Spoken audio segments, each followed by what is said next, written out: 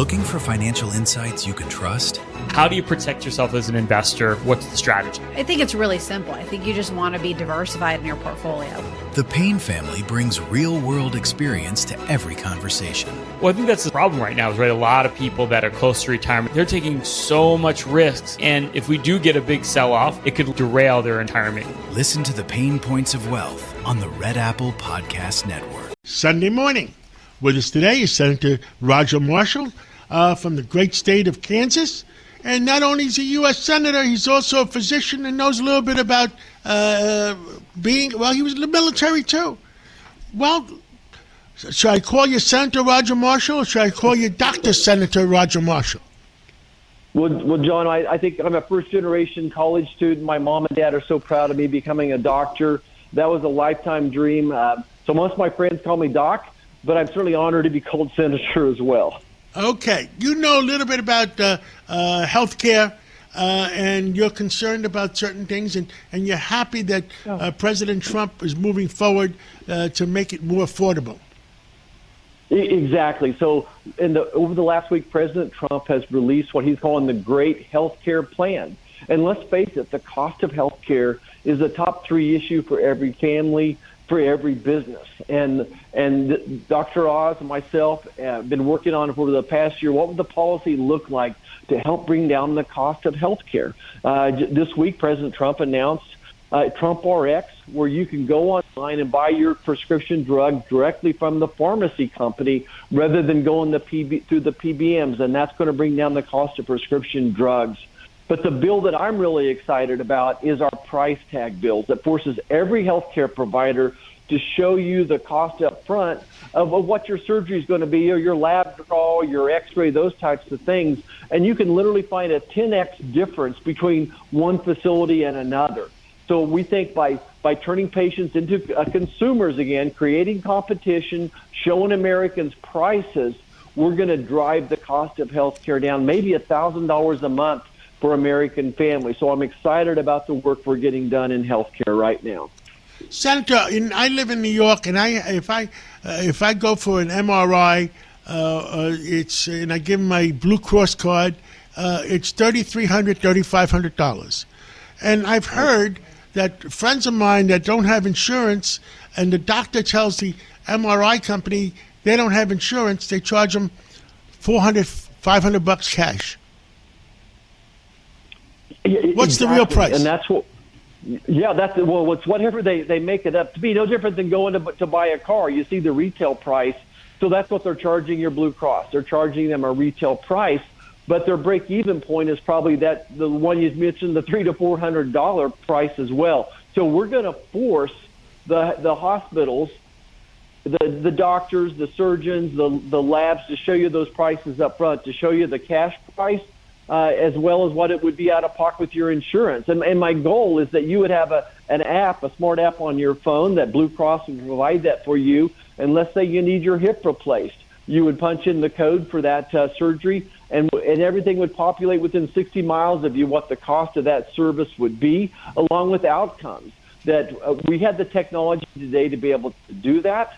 And again, the whole idea is we want to turn patients into consumers again. We want to create competition. No different than driving down to New York. You don't get to see many gas stations with the prices on them. But back home, you drive down Main Street and you're going to see 15 gas stations, and they're all within a penny of each other.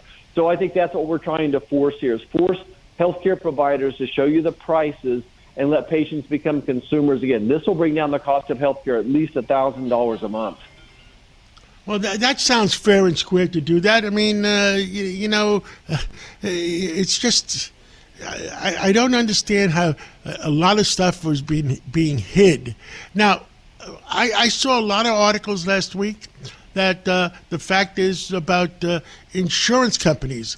Were you at that Senate hearing when they asked all those insurance execs or the pharmaceutical execs their investments in pharmaceutical companies and drugstores, et cetera, et cetera? Yeah, I was not there, but I've had those same folks in front of me. To your point, what Obamacare did was create lots of regulations. When an industry becomes over-regulated, there becomes a consolidation of those companies, a consolidation of industry. So United Healthcare is a great example of this. Their CEO is making, $100 million a year. Their profits are tens of billions of dollars. They own not only the health insurance company, that they own the pharmacy benefit manager company. They own the drugstore. They own the doctors. So they own the entire vertical system. And then there's 3 of them that control about 80% of healthcare. So they're indeed able to set their prices wherever they want to. And that's been the whole gist of my legislation now for several years, is to bust up these monopolies as well. But as you can imagine, they have a huge presence here in D.C. They've given a lot of money to different members of Congress. And they stick together with the big hospitals. They're all just very happy with this $5 trillion that America spends every year on healthcare, and each one of them just grabbing a pile of money as it goes by. But I have no use at all for these big monopoly companies like United Healthcare. Acknowledged. Anything else you want to tell the American public? And I guess Sunday morning, they're sitting back waiting to hear from you. Yeah, so look, over this next week, we're going to have a big fight in Washington, D.C. over funding for DHS. And the first thing I would tell people is, look, I feel like the Democrats are holding ICE hostage. But they're also taking down with them funding for the TSA. They're taking down funding for FEMA, as well as the Coast Guard. That ICE only makes up 9% of this funding that's left. You know, the good news is we have 11 of the 12 buckets funded, but DHS is the last one. And I think this is just the next chapter of the Democrats defunding the police. In this case, they want to defund ICE. And then they want to make so many changes the way ICE is operating.